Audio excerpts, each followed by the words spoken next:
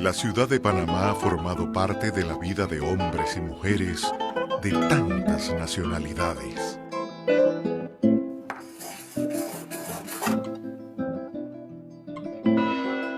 La ciudad de Panamá es el resultado de mucha cultura, talentos y destinos.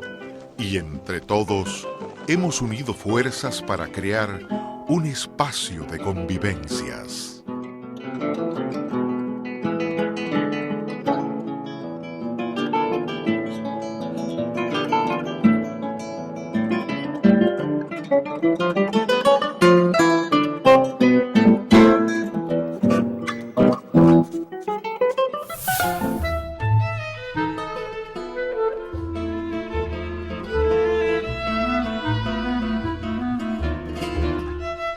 Gregorio, muchas gracias por estar acá en el programa Cómplices y quisiera que nos conversaras un poco primero qué es FUNIVER y cuáles son sus objetivos. Pues gracias por invitarme a tu programa. FUNIVER, la Fundación Universitaria Iberoamericana, es una red académica que está presente en 35 países y que es conocida fundamentalmente por tres cosas. Nuestra primera línea de actuación son programas en línea, programas de formación, normalmente con las entidades universitarias más prestigiosas de los países. Vamos estableciendo convenios para que a través de las universidades los estudiantes puedan obtener títulos de maestría, posgrado, doctorado. En el caso de Panamá, por ejemplo, nuestro convenio más viejo es con la Universidad Tecnológica de Panamá, con quien teníamos un programa de doctorado. La otra línea de actuación de FUNIVER son los programas de cooperación y de innovación. Y finalmente tenemos la obra cultural, de la que forman parte estos fondos, estas colecciones, que son una forma de acercar a los pueblos a través de las expresiones del arte y la cultura en general. Y en este caso, FUNIVER tiene un fondo cultural, yo diría, de primera línea, compuesto básicamente por grabados de los grandes pintores surrealistas, Dalí, Miró, Picasso, aunque Picasso también de otras etapas, no precisamente el surrealismo. Y en general lo que hacemos es rotarlas entre los países que forman parte de nuestra red. Entonces, en esta ocasión en Panamá tenemos la colectiva de Dalí y Miró hasta el 20 de septiembre en el Palacio Bolívar del Casco Antiguo. ¿Cómo se logra esa posibilidad de ofrecernos esta belleza de exposición en el Istmo? Normalmente con nuestro gran aliado, las embajadas de España en cada país, FUNIVER tiene su sede, su casa principal en Barcelona, y normalmente tanto en nuestros programas académicos para la movilidad estudiantil, pero señaladamente con la obra cultural, hemos tenido a las embajadas de España como un aliado natural, puesto que exponemos fundamentalmente obras de artistas españoles, pero realmente de un alcance universal, como son los que ahora comentamos. Y planificamos, ya hemos tenido en la misma Casa de España en Panamá, en la Casa del Soldado, Las Bóvedas, hemos tenido exposiciones de Miró, recuerdo allí una muy célebre también con grabados de Dalí, las cenas de gala, y aprovechamos, digamos, que Panamá es hub, pues eso facilita mucho el traslado de las obras y su movimiento desde y hacia otras partes de América. Esta muestra de Dalí y Miró, antes de Panamá y después de Panamá, ¿cuáles han sido sus rutas? Bueno, ahora llegan directamente de Barcelona. Bueno, previamente habían estado en Santander. Allí hay una universidad integrada a nuestra red, la Universidad Europea del Atlántico, y de aquí irán a México. En términos sencillos, ¿cómo definiría usted el movimiento artístico del surrealismo? Bueno, el surrealismo es, digamos, Yo diría que el descubrimiento y el uso en la pintura del subconsciente.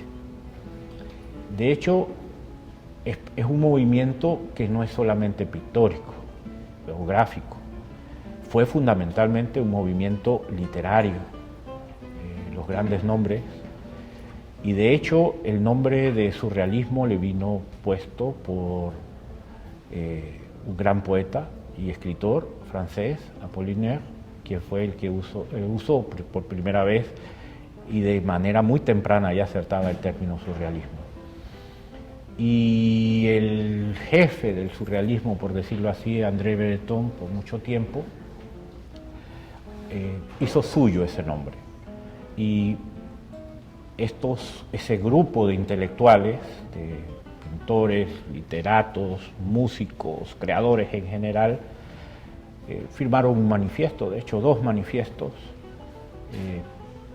donde apelaban a que, siguiendo a Freud, en los procesos creativos se dejara aflorar el subconsciente y entonces todo este mundo de sueños, de una realidad diversa que es otra, debería poder expresarse.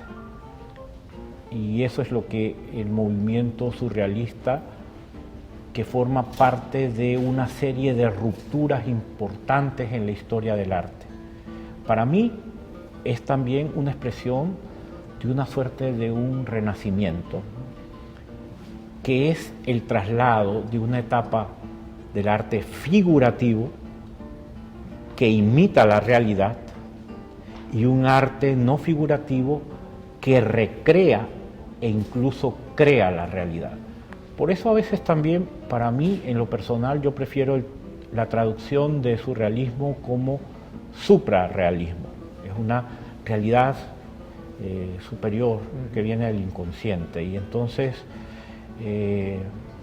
los autores, los factores agrupados bajo esta corriente son muy diversos porque hay muchas aproximaciones para conseguir esa, vamos a decirla, esa salida del inconsciente, ese descubrimiento del mundo interior y de otra manera de ver el mundo. La muestra en particular, ¿cuántas obras de Dalí, cuántas obras de Miró? Bueno, las obras de la melodía ácida, que es la obra de Joan Miró, son más o menos son 14 cuadros, si la memoria no me es infiel, y la de Dalí, La vida es sueño, es una 20 de cuadros, o sea, una colección grande. Y ambos son expresiones de estos artistas que, pese a que alcanzaron la fama por el surrealismo, no son precisamente de la etapa clásicamente surrealista de ambos, porque ya son obras de madurez. En el caso de los grabados de Miró, son de un Miró 3 años antes de morirse. Tenía 80 años. Y en el caso de Dalí es de la mitad de la vida. Dalí tenía entonces unos 58 años y ya era célebre. Es una etapa incluso de las últimas etapas creativas de Dalí, porque 10 años antes de hacer La vida es sueño de Calderón de la Barca, había hecho ya, por ejemplo, la representación gráfica de los ensayos de Montaigne y de la Divina Comedia, por mencionar 2 obras muy, muy importantes. Entonces, otra cosa que es relevante es que vemos 2 mundos muy distintos. O sea, y quienes asistan a mirar esto van a ver la primacía del color, en el caso de Joan Miró, la primacía del dibujo, del trazo genial, hermoso de Dalí. Dalí fue siempre un gran dibujante y se vanagloriaba de eso. Decía que para dibujar uno no se podía equivocar. En cambio, Miró siempre prefirió el color, es un heredero de los maestros del color.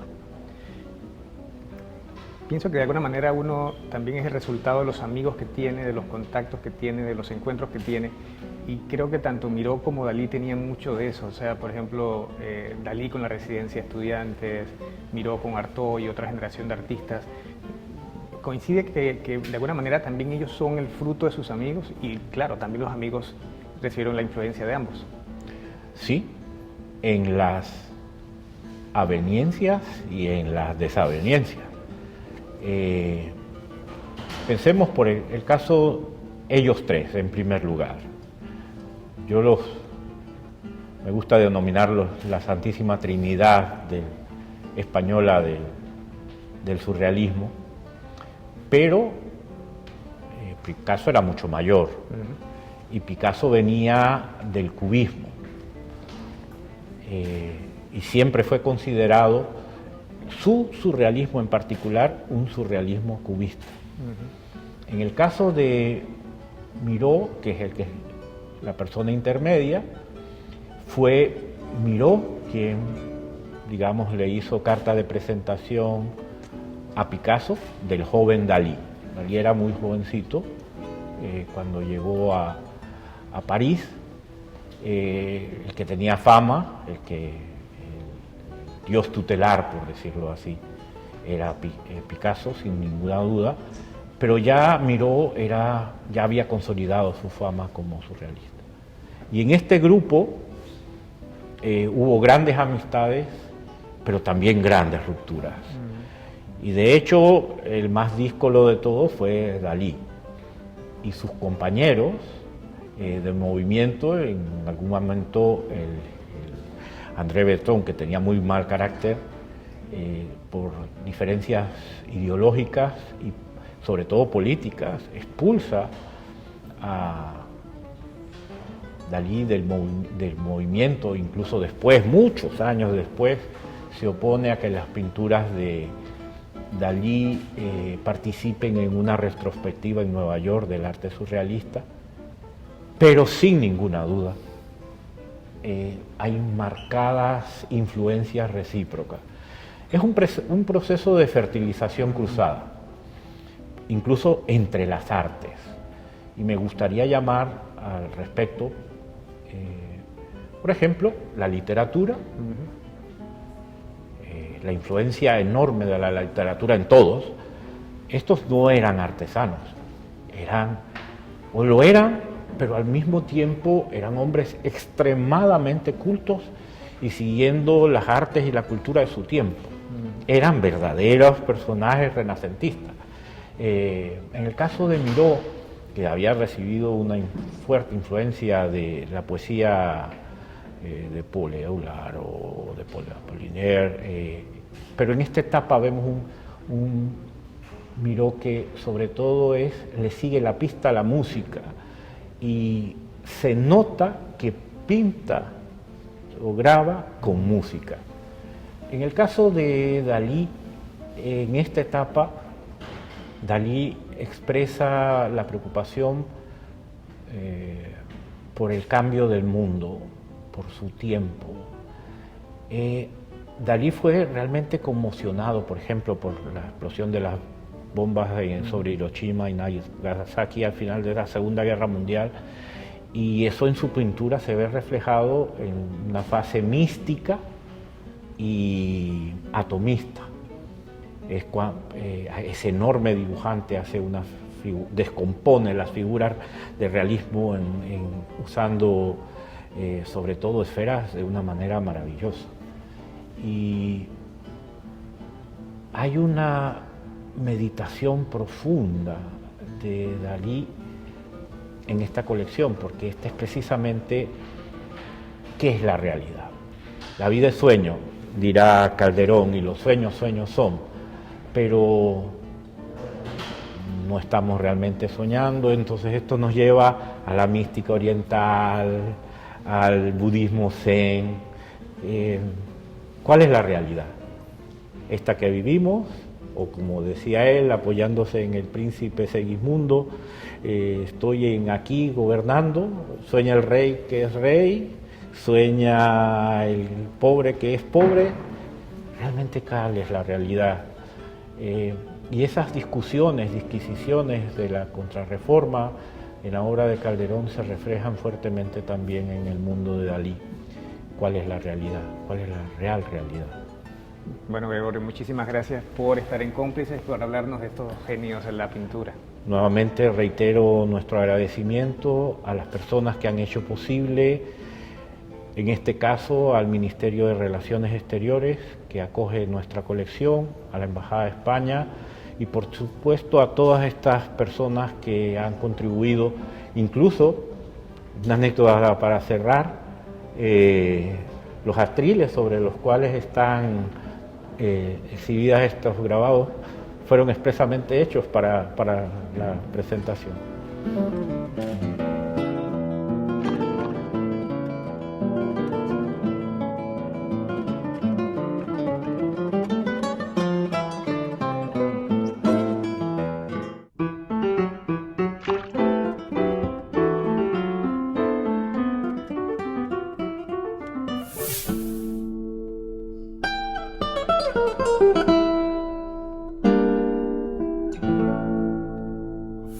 Joan, muchísimas gracias por compartir tu tiempo con el programa Cómplices, que un poco lo que desea es crear una complicidad entre el público y la cultura y el arte.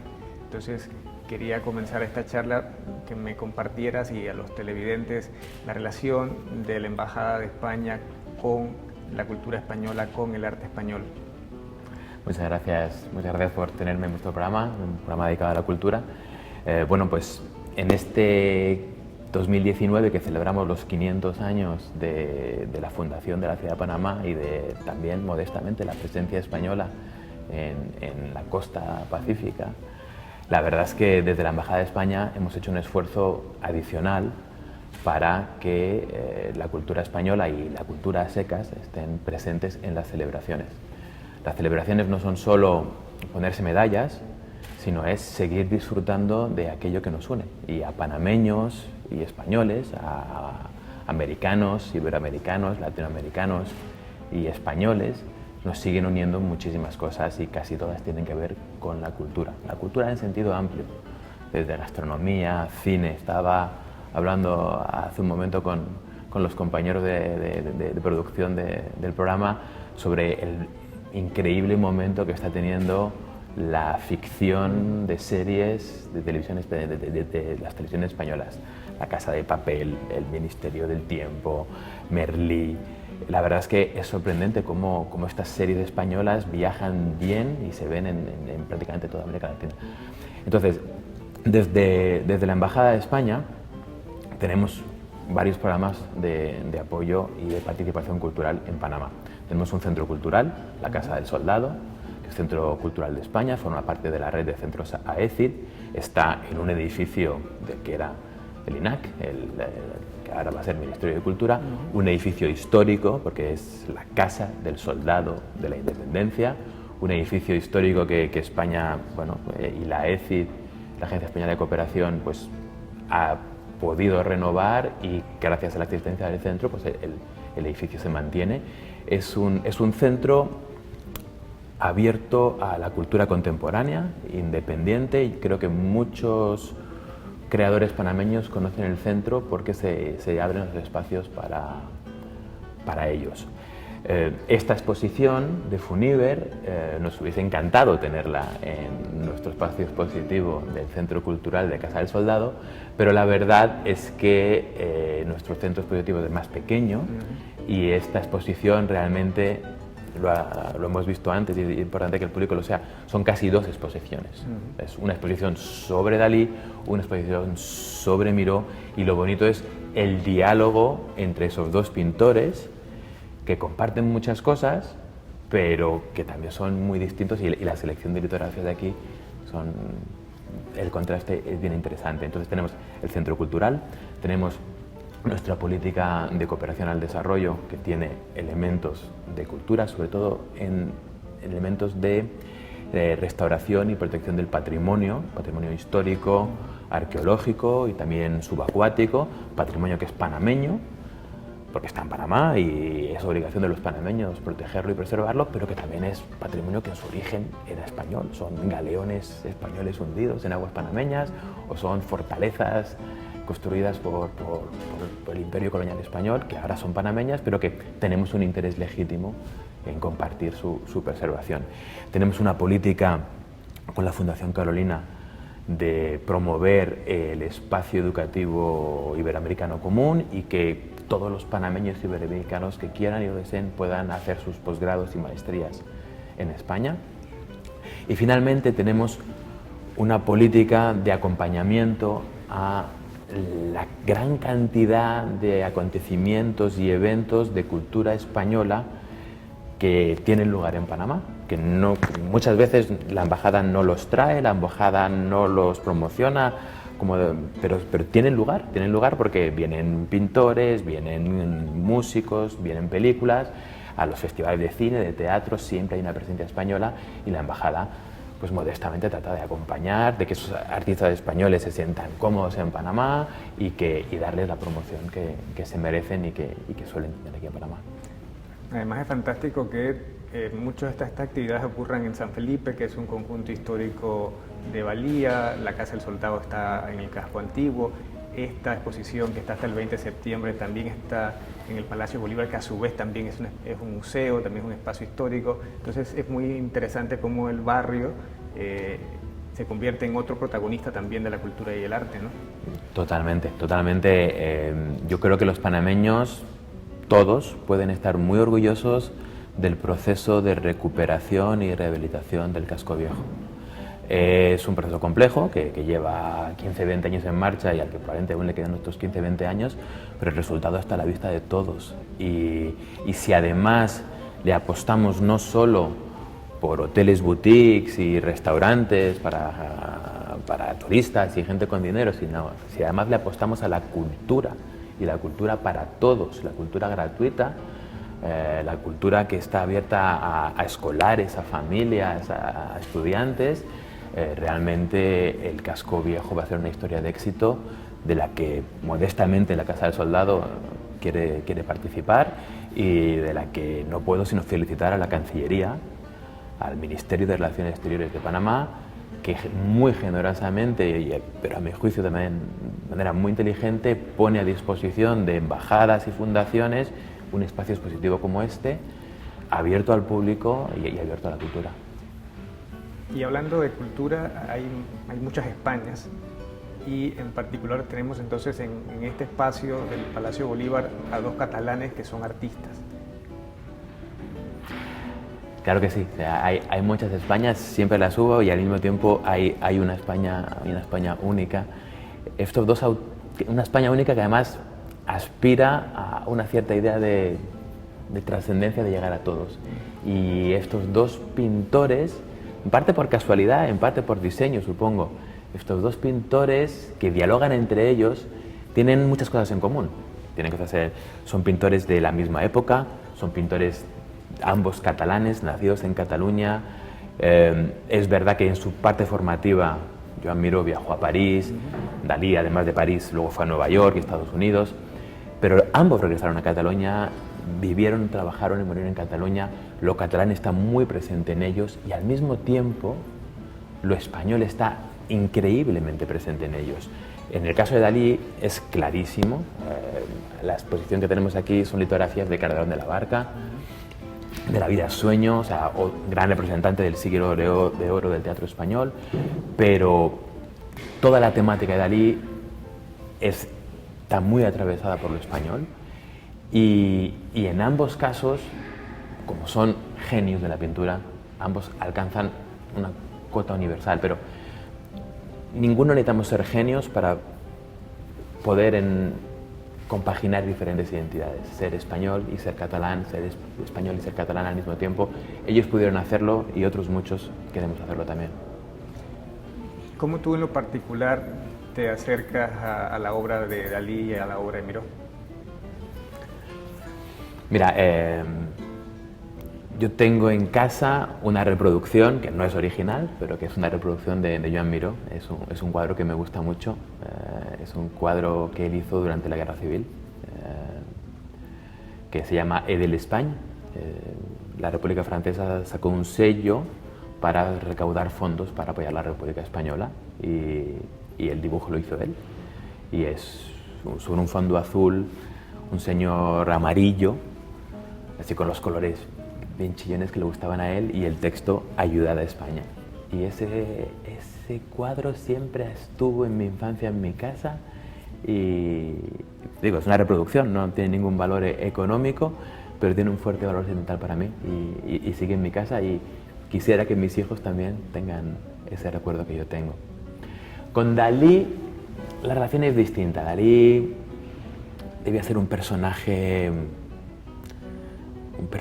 desmesurado. Y yo sé que no hay que mezclar el juicio que nos merece la obra artística con el juicio moral que nos merece la persona, pero a veces no es tan fácil.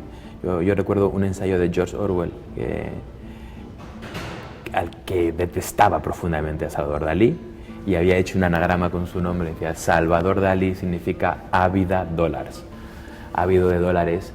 Y en Dalí, aunque reconozco el genio y el dibujo, no puedo evitar pensar que hay algo de eso, de producto y de explotación económica. Él se sabía, mucho antes que Andy Warhol, él se sabía el producto de su obra. Y por eso yo soy mucho más de Miró que de Dalí, sí.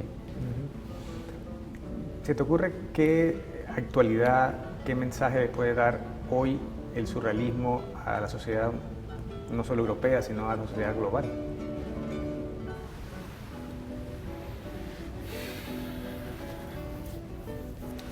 Claro, el surrealismo, no soy historiador del arte, pero como simple espectador, el surrealismo trata de ir más allá de la realidad aparente. Realmente toda la historia del arte no figurativo del siglo XX es eso. O sea, cubismo, abstraccionismo. Desde que se inventa la fotografía, la pintura tiene que aportar algo más, porque si es solo para hacer hiperrealismo, pues la fotografía siempre nos va a ganar. Y el surrealismo aporta una mirada interior, una mirada a las sensaciones, a los sentimientos, que en el caso de Miró sí son también como un viaje a la infancia, un viaje a eso que muchas personas critican. Esto lo haría mi hijo. Yo les digo, ojalá su hijo lo hiciese, y sobre todo ojalá el pintor haya de verdad logrado pintar como un niño, porque pintar como un niño es una vez que ya eres adulto ya es imposible. Y también me encanta, en el caso de ambos, es que eran gente muy humanista, es decir, Dalí ejerció la escenografía, la fotografía, el cine, las letras, Miró hizo pintura, escultura, dibujo, cerámica. O sea, estamos ante dos portentos que eran capaces no solo de destacar en un espacio creativo, sino en varios. Sí, la verdad es que yo creo que ellos sí eran genios. O sea, el alcance de su obra, el alcance de su vida demuestra que ellos sí tenían cualidades excepcionales. También creo que les tocó vivir una época excepcional. O sea, aquí tenemos Calderón de la Barca, La vida sueño, que es siglo de oro de la literatura española, pero es que ellos, su época, el primer tercio, años 20, años 30 de la historia de España, son lo que llamamos la edad de plata de la literatura y la cultura española. O sea, ellos eran amigos y iban juntos a clase en la residencia de estudiantes.